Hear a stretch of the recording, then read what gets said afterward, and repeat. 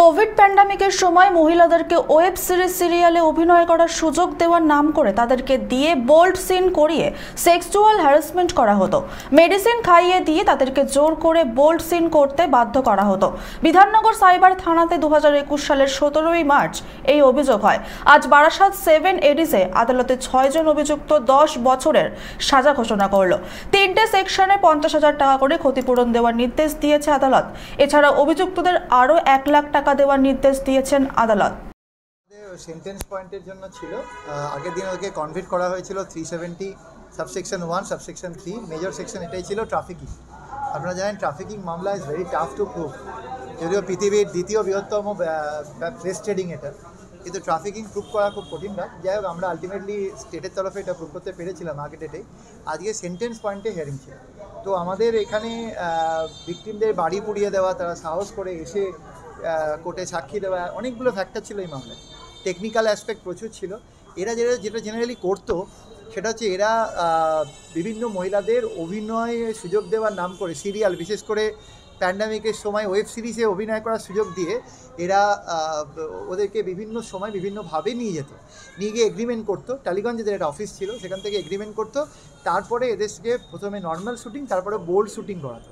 Bold শ্যুটিংটা ওরা বিভিন্নভাবে করাতো। কোনো ক্ষেত্রে আমাদের এভিডেন্সে উঠে এসছে যে ফুলকপির ঝোলের মধ্যে সিলেটিভ ড্রাগস মিশিয়ে একে অজ্ঞান করে রেখে ওই সময়ের মধ্যে সেক্সুয়াল মেডিসিন দিয়ে ওকে তারপর শ্যুটিং হয়েছিল। তারপরে ও জানতে পারে রাত্রি 8টা সাড়ে 8টার পরে যে ওকে নিয়ে শ্যুটিংটা হয়। এরপরে কখনো এই প্যান্ডামিকের মধ্যে এখন গাড়ি ঘোড়া বন্ধ ছিল, বকখালিতে নিয়ে গিয়ে জোর করে মেয়েদেরকে দিয়ে এই ধরনের শ্যুটিং হয়েছিল। এরকমগুলো করেছে। করে তারপর ওরা ব্ল্যাকমেলিং স্টার্ট করে যে আরও করতে হবে, নাহলে এগুলোকে ভাইরাল করে দেওয়া হবে। আলটিমেটলি ওই ভিডিওগুলো বিভিন্ন অ্যাপে, বিশেষ করে সিঙ্গাপুর বা পৃথিবীর বিভিন্ন অ্যাপে এগুলো আপলোড হয়ে যায়।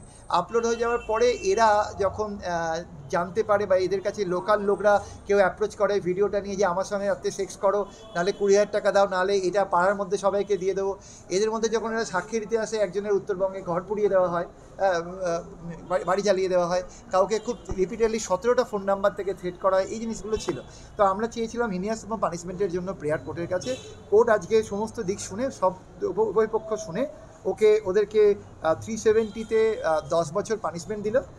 এবং অন্যান্য সেকশনগুলোতে সাইবার অ্যাক্ট যেগুলো ছিল, অর্থাৎ 66E 67A, এগুলোতে 3 বছর করে সাজা দিল।